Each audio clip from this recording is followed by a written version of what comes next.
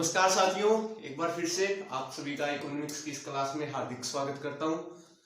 अपना इकोनॉमिक्स में मैंने आपको महत्वपूर्ण शब्दावली इंपॉर्टेंट टर्म्स के अंदर मैंने आपको इकोनॉमिक्स की डेफिनेशन के बारे में मैंने आपको गुड्स एंड सर्विसेज के बारे में बता दिया था। फिर मैंने आपको प्रोडक्शन के बारे में बता दिया था। आज हम अपनी नेक्स्ट टर्म के अंदर मैंने आपको फाइनेंस भी बता दिया था, आय इनकम भी बता दिया था। आज हम इस क्लास में जिक्र करेंगे निवेश का, कि एक्चुअली में निवेश क्या होता है, व्हाट इज इन्वेस्टमेंट।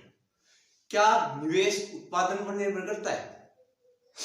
देखो, यूपीएससी के अंदर हमें अप्रोच कोरिलेशन की अपनानी पड़ेगी। कोरिलेशन का मतलब क्या है, उसको हमें हर सेक्टर हर सब्जेक्ट से जोड़कर देखना पड़ेगा। तो सबसे पहले अगर मैं निवेश की बात करता हूं तो देखो, इंपॉर्टेंट टर्म है जिसको हम बोलते हैं इन्वेस्टमेंट। इसको हम क्या बोलते हैं? इन्वेस्टमेंट। इसके लिए मैं आपको एक एग्जांपल से समझाता हूं कि निवेश एक्चुअली में होता क्या है। इसके लिए समझो आप, देखो मान लो किसी व्यक्ति के पास फैक्ट्री इनकम यानी साधनाएं, साधनाएं का क्या मतलब होता है? जो आय या तो उसके द्वारा स्वयं द्वारा कमाई गई हो या फिर सभी जितने भी फैक्टर जो उसके उत्पादन के जितने भी फैक्टर हो गए या फिर अन्य जिसके जरिए वह कुछ कमाई कमाता है। मतलब क्या है? उसके पास पैसे आते हैं, लिक्विडिटी आती है, वही उसकी क्या है? साधना है। मान लो उसके पास साधना है 100 रुपए है, ठीक है। मैं 100 रुपए को लेकर चल रहा हूं क्योंकि यानी कैलकुलेशन आसान होगी। इकोनॉमिक्स में हर जगह 100 रुपए से एग्जाम्पल स्टार्ट किया जाता है। मान लो उसने 10 रुपए किसको दे दिए? टैक्स के रूप में गवर्नमेंट को दे दिए। उसके पास 90 रुपए बच गए। जो भी 90 रुपए बचेंगे उसको मैंने क्या बोल दिया? प्रयोज्य आय, डिस्क्रिशनरी इनकम।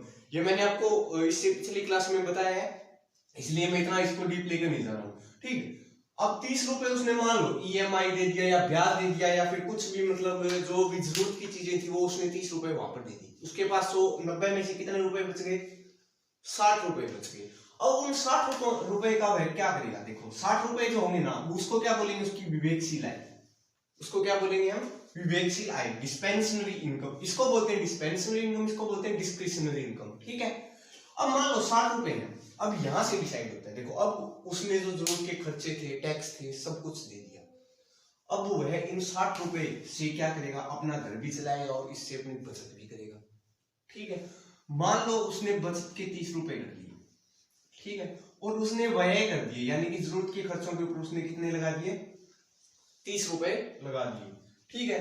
अब उसके पास बचत के जो 30 रुपए है ना, वो उसके पास क्या है? एक्स्ट्रा में पड़े हुए हैं। वो उस एक्स्ट्रा का क्या काम करेगा? अब देखो, अब वह इस बचत के ऊपर क्या कर सकता है? या तो वह बचत को एज ए लिक्विडिटी सेव रखे अपने पास, या फिर क्या काम करे कि वह बचत को या तो एफडी में करवा दे, बैंक में जमा करवा दे, उसको हम बोलेंगे फिक्स्ड डिपॉजिट, एफडी। या फिर वह क्या काम करे? जो भी उसके पास बचत है उस बचत का वह क्या करे? ब्याज पर दे दे। या फिर क्या काम करे? मतलब उससे वह आगे इनकम के सोर्स प्राप्त कर सकता है। मतलब क्या है? अगर जब भी जो भी बचत है, अगर उसको वह ऐसे काम में लगा दे कि जिससे उसके पास लिक्विडिटी बढ़े, जिससे उसके लिए क्या हो? पूंजी निर्माण का कार्य हो। पूंजी क्या होती है? जिससे आय के स्रोत बढ़ते हैं, यानी कि आय जो होती है ना, जिससे आय के स्रोत बढ़ते हैं और जो स्वयं में सृजित वस्तु वही तो पूंजी होती है। मैंने पिछली क्लास में इंपॉर्टेंट टर्म में आपको बताया। इसमें देखो, जब वो है बचत को किस में लगा दे? कैपिटल फॉर्मेशन में लगा दे, तो उसे क्या कहा जाता है? इन्वेस्टमेंट कहा जाता है। जैसे कि उसने शेयर मार्केट में लगा दिए वो बचत के रुपए, तो शेयर मार्केट में हो सकता है कि वह इन रुपयों से उससे दुगना कमा ले, तो क्या उसके लिए अन्य आय का निर्माण नहीं हुआ? अगर उसके लिए आय का निर्माण हुआ तो इसका मतलब उसके लिए पूंजी निर्माण का कार्य हो गया। जब बचत पूंजी निर्माण का कार्य करने लग जाए तो उसे हम क्या कहते हैं?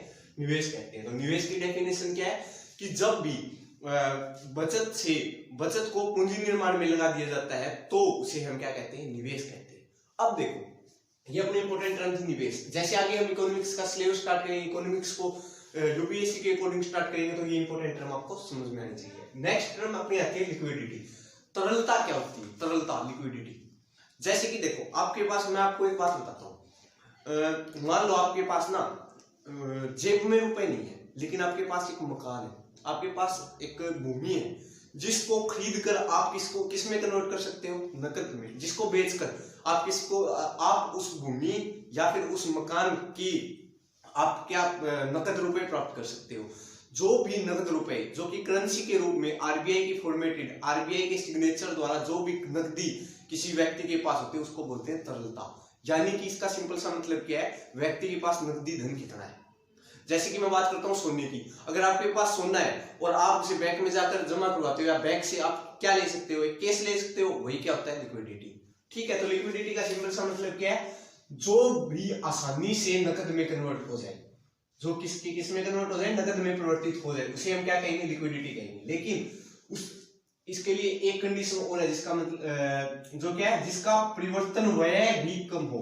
मतलब क्या है, मैं बात करता हूँ सोने की, सोना है हर व्यक्ति ले सकता है जिसके पास लिक्विडिटी है। ठीक है, जैसे बैंक ले सकता है, गवर्नमेंट ले सकती है, सोना ले सकता है। तो क्या सोने के बदले हमें धन नहीं मिल रहा, लिक्विडिटी नकदी नहीं मिल रही, और उसका मतलब क्या, परिवर्तन चार्ज, कन्वर्जन चार्ज भी बहुत ज्यादा कम है, उसका परिवर्तन व्यय मतलब क्या है। अगर मैं आपको एक बात बताता हूँ, जैसे कि हम एटीएम में से रुपए निकालते हैं, ठीक, आपके पास बैंक में जमा रुपए एटीएम के थ्रू आपके पास आपको क्या मिलता है, नकदी मिलता है। लेकिन उस केस के अंदर आपको एटीएम को कुछ चार्ज देना पड़ता है, लेकिन वो चार्ज क्या होता है, कम ही होता है, इतना भी तो नहीं होता।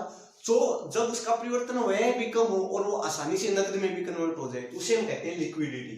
ठीक है, ये था लिक्विडिटी की सिंपल सी डेफिनेशन। अब मैं आपको अगर ऐसे कहूं कि किसी व्यक्ति के पास या फिर कोई कंपनी है, उसकी लिक्विडिटी बाजार के अंदर या मार्केट के अंदर कुल पूंजी का 25% है, तो इसका मतलब क्या है, उसका कुल नकदी, उसका कुल जो मतलब क्या है, जो ऐसे जो सिंपल रूप में जो अपनी करेंसी है, वो बाजार के अंदर कुल पूंजी का मतलब इसके अंदर कंपनी आ गई, कंपनी के जो मतलब कंपनी के अलावा उसके पास जो भी जमीन है या फिर उसके पास जो भी कच्चा माल है, उसके अंदर भी कच्चा माल है, उसके अंदर भी रुपए लगे हुए हैं, या फिर अन्य चीजों में भी उसके रुपए लगे हुए हैं। ठीक, उन सभी रुपयों को मिलाकर अन्य जितनी भी चीज उसके पास है उसको हम बोलेंगे पूंजी। लेकिन उसके पास कैश कितना है, उसको हम क्या बोलेंगे, लिक्विडिटी। ठीक है, नेक्स्ट टर्म अपनी है परिसंपत्ति, व्हाट इज एसेट्स। एसेट्स के ऊपर वर्क करते हैं बैंक, जैसे कि मकान को गिरवी रख दिया तो मकान एसेट्स। ठीक है, एसेट्स भी दो प्रकार के होते हैं वैसे तो, performing asset, non performing asset. Performing asset होते हैं जो बैंक के ऊपर गिरवी रख दिए जाते हैं, और मतलब गिरवी रख दिए बैंक के थ्रू हमने कोई लोन ले लिया तो वो आपके लिए परफॉर्मिंग कर रहा है।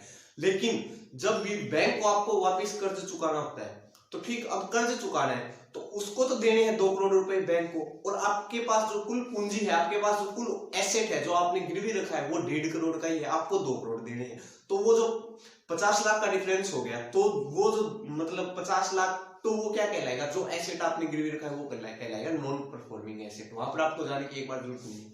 ठीक है, परिसंपत्ति एक्चुअली में होता क्या है, कुल धन जो किसी व्यक्ति के पास है, बस इतनी चीज। यानी कि धन के अंदर क्या आ जाएगा, पूंजी भी आ जाएगी, मकान भी आ जाएगी, भूमि भी आ जाएगी। ठीक है, उसके पास नकद कितना है, उसने बैंक में डिपॉजिट कितना करवा रखा है, वो सभी चीज किसके अंदर आएगी। मतलब लिक्विडिटी का सिंपल सा मतलब उसके पास कैश कितना है, नकदी कितना है। परिसंपत्ति का मतलब उसके पास ओवरऑल धन कितना है। ठीक है, अब मैं बात करता हूँ परिसंपत्ति। अब देखो, परिसंपत्ति के अंदर मैंने पूंजी को भी तो ऐड किया। पूंजी क्या होती है, जिससे आय के स्रोत बनते हैं। अब क्या हर परिसंपत्ति, मान लो आपके पास कोई भूमि है, वो आपके लिए पूंजी निर्माण का कार्य नहीं कर रही। मतलब क्या है कि पूंजी का मतलब क्या होता है, पूंजी जैसे मैंने आपको कैपिटल गुड्स बताया था, जिसके अंदर मैंने आपको ट्रैक्टर या फिर ट्रैक्टर के बारे में बताया कि पूंजीगत वस्तुएं ट्रैक्टर होती है। अब वो ट्रैक्टर आपके पास घर पर सीधे रूप से खड़ा है, आप उसका कोई यूज नहीं कर रहे, तो क्या वो आपके लिए आय निर्माण का कार्य करेगा, नहीं। तो वो आपके लिए एसेट तो है, लेकिन वो आपके लिए पूंजी तो नहीं है ना। जब भी आपका एसेट पूंजी हो, मतलब वो आपके लिए आय का निर्माण का कार्य करे, ठीक है ना, तो वो अर्थव्यवस्था के लिए थंब रूल माना जाता है। क्योंकि उससे क्या होगा, डेवलपमेंट होगा, आर्थिक प्रगति होगी, आर्थिक विकास होगा, और आर्थिक विकास होगा, अर्थव्यवस्था के अंदर क्या होगा, जीडीपी के अंदर योगदान मिलेगा, जीडीए के अंदर योगदान मिलेगा, जीएनपी के अंदर योगदान मिलेगा। तो ठीक है, तो क्या है, जरूरी नहीं कि हर एसेट्स पूंजी हो। जैसे वही चीज, अगर आप किसी एसेट का पूंजी के लिए उपयोग ही नहीं कर रहे, आपने उसके ऊपर इन्वेस्टमेंट ही नहीं किया, तो क्या वो आपके लिए पूंजी होगा, नहीं। लेकिन अगर वो पूंजी हो तो वह थंब रूल होगा अर्थव्यवस्था के लिए। ठीक है, अब मैं बात करता हूँ जैसे कि सिंपल रूप में एसेट्स दो प्रकार के होते हैं। कितने प्रकार के होते हैं, एसेट्स दो प्रकार के। एक होता है करंट एसेट्स, एक होता है फिक्स्ड एसेट। जैसे मैं बात करता हूँ शेयर मार्केट में, शेयर मार्केट के अंदर आपका कोई एसेट्स लगा हुआ है, ठीक है। अगर उस एसेट से आपको मतलब पूंजी प्राप्त हो रही है, ठीक है, तो वो एसेट्स, वो तो लिक्विडिटी के रूप में आपको पूंजी प्राप्त हो रही है, ठीक है। तो वो क्या मतलब एक साल से कम के दायरे के अंदर नहीं हो रहा सब कुछ, वो तो कुछ घंटों में हो जाए, कुछ दिनों में हो जाए, या फिर कुछ महीनों में हो जाए, ठीक। लेकिन वो आपके लिए शिक्षण नहीं है, मतलब क्या, फिक्स्ड नहीं है। वो परिसंपत्ति आपके लिए पूंजी का निर्माण कर भी सकती है और आपको पूंजी निर्माण से घटा भी सकती है, आपकी लिक्विडिटी को कम भी कर सकती है। ठीक है, तो एसेट्स क्या होते हैं, चालू एसेट्स कौन से होते हैं, वे एसेट्स जो 1 साल से कम का मूवमेंट रखते हैं, बस वही चीज। जैसे कि एक मैं बात करता हूँ, जो शेयर मार्केट वाला एग्जांपल दिया वही, ठीक है। एक होता है फिक्स्ड एसेट, जब आप किसी भी भूमि को फिक्स्ड एसेट्स के रूप में रखते हो, जैसे कि 3 कृषि कानून के अंदर जो कॉन्ट्रैक्ट फार्मिंग वाला आया था सेकंड, जिसके अंदर क्या था, भूमि को एक लीज पर देना था किसी कंपनी को, तो क्या आपने भूमि को कंपनी को लीज पर दे दिया तो क्या वो आपके लिए पूंजी निर्माण का कार्य नहीं करेगा। अब मान लो आपने उसे कुछ समय, 1 साल से ज्यादा समय के लिए दे दिया, ठीक है, तो क्या वो आपके लिए फिक्स्ड नहीं हो गया, मतलब लंबे समय के लिए जब तक हम किसी भी एसेट को पूंजी निर्माण के लिए दे दें तो वो आपके लिए क्या कहलाएगा, फिक्स्ड एसेट्स कहलाएगा। फिक्स्ड एसेट्स, इसका मतलब वो आपके लिए लंबे समय तक किसका निर्माण करेगा, पूंजी का निर्माण करेगा। अगर वो पूंजी का निर्माण करेगा तो ऐसा इकोनॉमिक्स के लिए क्या होगा, हम रूल होगा। और ऐसे को हम क्या बोलते हैं, जो भी एसेट जो पूंजी निर्माण का कार्य एक लंबे समय तक करते हैं उसे हम क्या कहते हैं, gross fixed assets formation, gross fixed assets formation. अब ऐसा क्या है, देखो कोई भी एसेट्स है उसको सबसे पहले कोई भी व्यक्ति हो, कोई भी बिजनेसमैन हो, किस में कन्वर्ट करने की सोचता है, फिक्स्ड एसेट्स में कन्वर्ट करने की सोचता है। क्यों सोचता है, क्योंकि वो उसके लिए किसका निर्माण करेगी, पूंजी का निर्माण करेगी। अगर ऐसा होगा तो क्या एक देश की अर्थव्यवस्था के लिए वह अच्छा नहीं होगा। तो अगर इकोनॉमिक सर्वे की भाषा के अंदर एक लैंग्वेज या फिर एक लाइन उठकर आ जाए कि भारत के अंदर ग्रोस फिक्स्ड एसेट फॉर्मेशन 21% से बढ़कर 25% हो गया, 4% की बढ़ोतरी हो गई है, तो क्या है देश की अर्थव्यवस्था के लिए अच्छा नहीं होगा। ये था अपना ग्रोस फिक्स्ड एसेट फॉर्मेशन। तो आशा करता हूं कि ये तीनों टर्म, निवेश, लिक्विडिटी या तरलता और परिसंपत्ति, आपको तीनों समझ में आ गई। नेक्स्ट टर्म में हम बात करते हैं अर्थव्यवस्था के सेक्टर, इकोनॉमिक्स के सेक्टर, जिसके अंदर हम 8th क्लास से भी पढ़ते आ रहे हैं, जिसके अंदर हम प्राथमिक सेक्टर, द्वितीयक सेक्टर और तृतीयक सेक्टर, यानी कि प्राथमिक क्षेत्र, द्वितीयक क्षेत्र और तृतीयक क्षेत्र की हम बात करेंगे, प्राइमरी, सेकेंडरी एंड टर्सरी। और दो और सेक्टर अभी जो हाल ही में डिजिटलाइजेशन और इंडस्ट्रियलाइजेशन के युग में उत्पन्न हुए हैं, जिसको हम बोलते हैं क्वाटरनरी सेक्टर, चतुर्थ सेक्टर, और क्वीनरी सेक्टर, जिसको हम बोलते हैं पंचम सेक्टर, ठीक है, पंचम क्षेत्र। ठीक है दोस्तों, तो नेक्स्ट सेक्शन में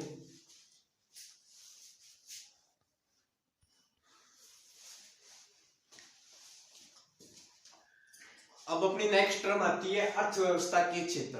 अब अर्थव्यवस्था के क्षेत्र से आप क्या समझते हैं, वे क्षेत्र जहां से इकोनॉमी डिसाइड होती है किसी भी देश की, मतलब क्या है, इसका हम अध्ययन क्यों करते हैं अर्थव्यवस्था के क्षेत्र का। अर्थव्यवस्था के क्षेत्र का अध्ययन हम ऐसे करते हैं कि अर्थव्यवस्था के किस क्षेत्र से, जैसे कृषि से कितना हमें अर्थव्यवस्था के अंदर इंक्रीज या डिक्रीज हो रहा है, शिक्षा के क्षेत्र से कितना इंक्रीज या डिक्रीज हो रहा है, या फिर रियल एस्टेट की दुनिया से, रियल एस्टेट जिसको हम क्या बोलते हैं, जो होता है ना शेयर मार्केट वगैरह या रियल एस्टेट्स की दुनिया का आपने सुना होगा, जो गोवा के अंदर जिसका सबसे बड़ा मतलब हब है, या मुंबई के अंदर स्टॉक एक्सचेंज या शेयर मार्केट से रिलेटेड इश्यू शेयर मार्केट हो गया, ठीक है।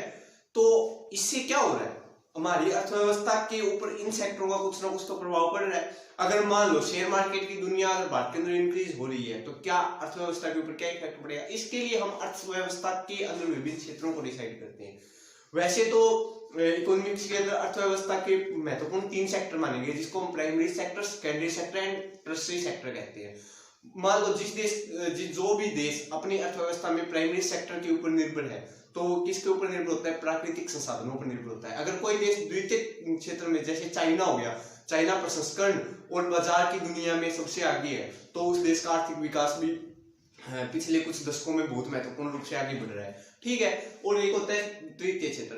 3 रूप से सामान्य या फिर परिभाषित 3 ही क्षेत्र है, लेकिन आजकल की दुनिया के अंदर 2 जो कि विकसित देशों की अवधारणा के तहत उत्पन्न हुए हैं, ठीक, जिसके अंदर चतुर्थ और पंचम, क्वाटरनरी और क्वीनरी सेक्टर, जो कि आज के इंडस्ट्रियलाइजेशन युग और जो भी अपना डिजिटलाइजेशन हुआ है, वैश्वीकरण हुआ है, उसके कारण 2 नए सेक्टर उभर कर आए हैं, जिसको हम बोलते हैं क्वाटरनरी सेक्टर और क्वीनरी सेक्टर। चलो हम देखते हैं अभी प्राथमिक सेक्टर क्या होता है, प्राइमरी सेक्टर क्या होता है। अगर मैं बात करता हूं प्राइमरी सेक्टर की,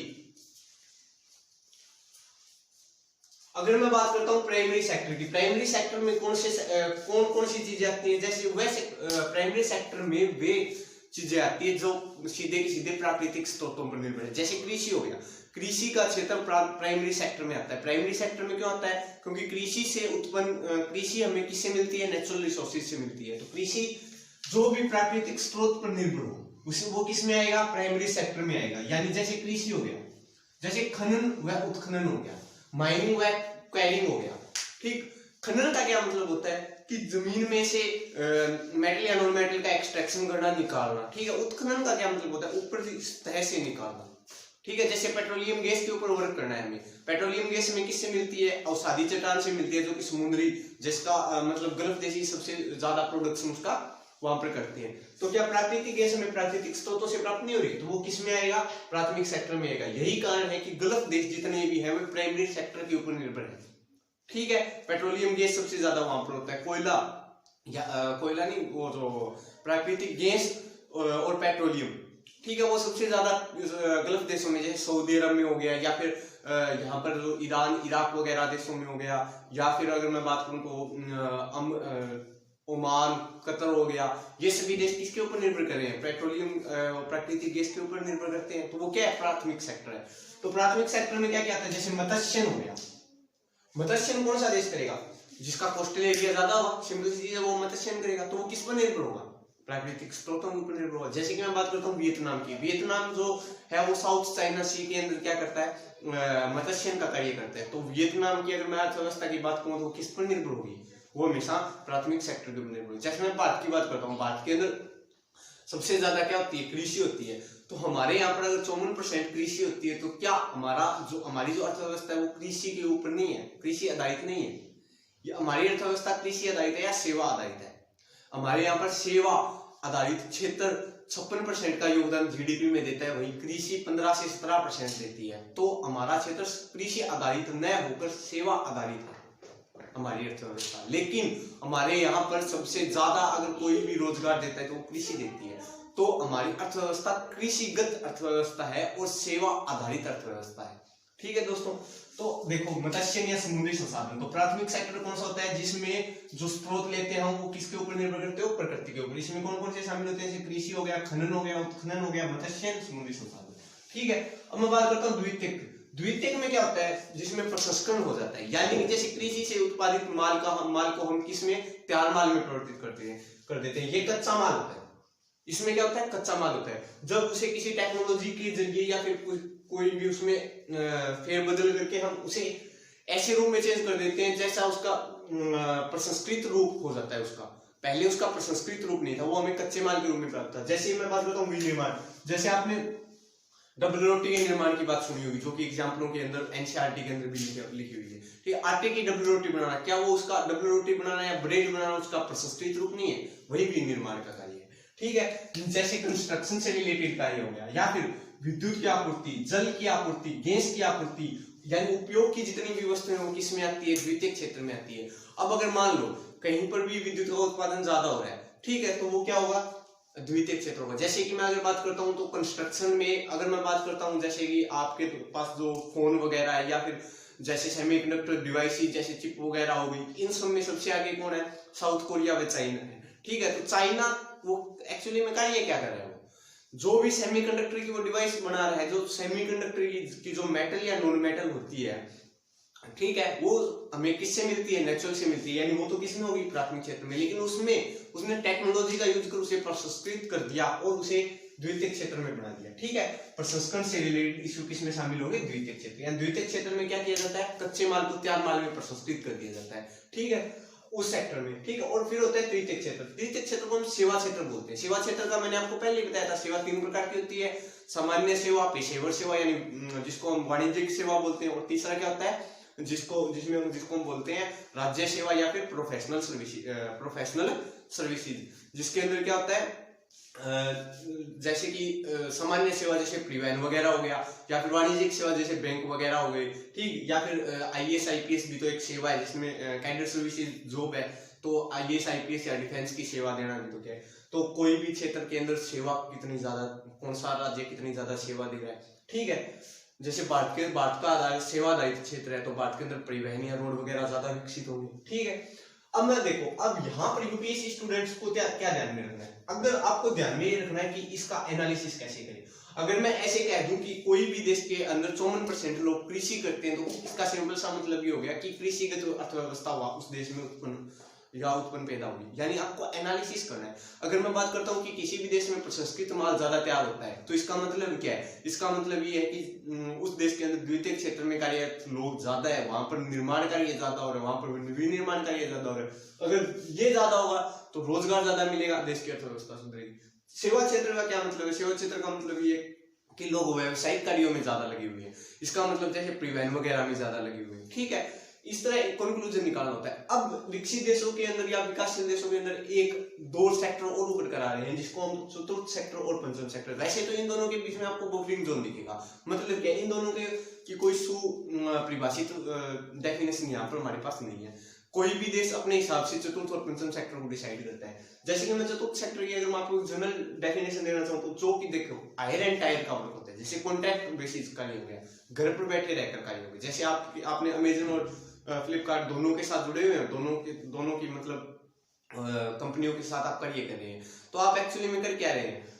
कॉन्ट्रैक्ट आधारित कार्य कर रहे हैं। उसके साथ आप घर पर बैठे हुए कार्य कर रहे हैं। मतलब क्या है, आप एक अलग दुनिया के अंदर आ गए हैं, जिसके अंदर आपको इंटरनेट द्वारा कार्य किया जा रहा है, जिसके अंदर आपको आईओटी, इंटरनेट ऑफ थिंग्स या आर्टिफिशियल इंटेलिजेंस के थ्रू यानी डिजिटलाइजेशन के थ्रू कार्य करेंगे। तो उस सेक्टर को हम क्या बोलते हैं? चतुर्थ सेक्टर बोलते हैं। एक आ रहा है अभी पंचम सेक्टर। पंचम सेक्टर यहां से देखो, जब भी चतुर्थ सेक्टर किसी देश में हुआ तो वहां की इकोनॉमी कैसी होगी? गिग इकोनॉमी होगी। ठीक है, और जहां पर पंचम सेक्टर होगा वहां पर इंडिगो इकोनॉमी होगी। कौन सी इंडिगो इकोनॉमी? ये हमने नाम दे दिया इसको। ठीक है, पंचम सेक्टर में क्या होता है? जैसे इनोवेशन के ऊपर कार्य करना, जैसे स्टार्टअप। जैसे कि भारत अभी स्टार्टअप का हब, जैसे भारत के अंदर अटल इनोवेशन मिशन चल रहा है, जिसके पास भी कोई नए आइडिया या नए विचार है वो अटल इनोवेशन मिशन के ऊपर डाल सकता है। स्टार्टअप के लिए भारत ने एमएसएमई उद्योग को बढ़ावा देने के लिए यूनिकॉर्न अभी भारत के अंदर, जैसे कि अभी हाल ही में इकोनॉमिक सर्वे के अंदर हमने यूनिकॉर्न की संख्या हमारी 100 के आर पार चली गई है। शायद 84 थी या 101 शायद ऐसी थी। ठीक है, तो मतलब क्या है? इनोवेशन, नवाचार, क्रिएटिविटी, सृजनशीलता पर कार्य करना। उस सेक्टर में जब कार्य होता है तो उसको हम बोलते हैं वह पंचम सेक्टर का कार्य हो रहा है, वह क्वीनरी सेक्टर का कार्य हो रहा है। ठीक है दोस्तों, तो आशा करता हूँ आपको ये अर्थव्यवस्था के 5 सेक्टर समझ में आ गए। अब भारत के अंदर सेक्टरों को कैसे डिसाइड किया हुआ है? देखो, भारत के अंदर अगर जो एजेंसी है हमारी वित्त मंत्रालय की, वित्त मंत्रालय द्वारा जारी इकोनॉमिक सर्वे, वह इकोनॉमिक बजट, जो इकोनॉमिक सर्वे होता है उसके अंदर अर्थव्यवस्था की केवल 3 सेक्टर भारत के अंदर डिसाइड किए गए हैं। ठीक है, हमारा इकोनॉमिक सर्वे अर्थव्यवस्था के सेक्टर को कितने भागों में बांटता है? केवल 3 भागों में बांटता है। वह किस किस में बांटता है? कृषि क्षेत्र में बांटता है, उद्योग क्षेत्र में बांटता है और सेवा क्षेत्र में। ये यूपीएससी के लिए इंपॉर्टेंट है। ठीक है, कृषि क्षेत्र में क्या क्या शामिल होगा? कृषि, मत्स्य और समुद्री संसाधन। हमारे यहाँ पर इकोनॉमिक सर्वे खनन व उत्खनन को किस में शामिल करता है? उद्योग क्षेत्र में शामिल करता है। ठीक है, यानी खनन व उत्खनन। अगर हमारे यहाँ पर ऐसे कहे, इकोनॉमिक सर्वे अपनी भाषा बोलेगा, अपनी भाषा के अंदर वह क्या कहेगा कि भारत के अंदर उद्योग क्षेत्र की लगातार वृद्धि हो रही है, जिसके अंदर उसने ग्रोथ करके लगभग 48% तक भारतीय अर्थव्यवस्था में योगदान दिया है। ठीक है, तो उद्योग क्षेत्र में खनन व उत्खनन भी शामिल होंगे और ये चीज भी शामिल होगी। ठीक है, अगर मैं बात करूं कृषि क्षेत्र पे, यानी हमारे यहाँ पर कृषि का, समुद्री संसाधन का, मत्स्य का या फिर अन्य जितने भी सेक्टर जो कि प्राथमिक स्रोतों के ऊपर निर्भर करते हैं, जैसे गैर नवीकरणीय ऊर्जा स्रोत हो गया, नवीकरणीय ऊर्जा स्रोत हो गया, कोयला या जीवाश्म से प्राप्त कोई भी चीज होगी। ठीक है, वो सब चीजों का योगदान कितना है। ठीक, एक होता है सेवा क्षेत्र। सेवा क्षेत्र में मैंने आपको बता दिया, जो मैंने आपको पिछली क्लास में बताया हुआ है कि सेवा के अंदर 3 प्रकार की सेवाएं होती है: सामान्य सेवाएं, professional services and state services. ठीक है, तो ये अपना कंप्लीट हो गया अर्थव्यवस्था के क्षेत्र। इकोनॉमिक सर्वे किस भाषा में बांटता है? तो आशा करता हूं दोस्तों कि आपको 3 टर्म जो मैंने आपको पहले समझाई थी, जिसके अंदर मैंने आपको निवेश, लिक्विडिटी और परिसंपत्ति, जिसके अंदर मैंने आपको एसेट्स के बारे में बताया था, और यहाँ पर मैंने आपको अर्थव्यवस्था के क्षेत्र के बारे में बताया, जो यूपीएससी के लिए, यूपीएससी के इंपोर्टेंट टर्म के लिए, जो यूपीएससी के इकोनॉमिक्स को शुरुआत करने के लिए बेस का कार्य करेगा। ठीक है, कल से अगर अपना बेसिक सिस्टम तो खत्म हो गया है, अब मैं कल से या फिर नेक्स्ट जो भी अपनी क्लास रहेगी उसके अंदर मैं आपको भारत की अर्थव्यवस्था की विभिन्न विशेषताएं या भारत की अर्थव्यवस्था के पक्ष में तर्क और विपक्ष में तर्क, जो भी भारत की अर्थव्यवस्था के अंदर कितना इंक्रीज हो रहा है, कितना डिक्रीज हो रहा है, जो कि यूपीएससी के लिए इंपॉर्टेंट हो जाता है, वो मैं आपको कल स्टार्ट करूंगा। तो आशा करता हूँ दोस्तों कि आपको ये क्लास समझ में आई होगी। धन्यवाद दोस्तों, please like share and subscribe.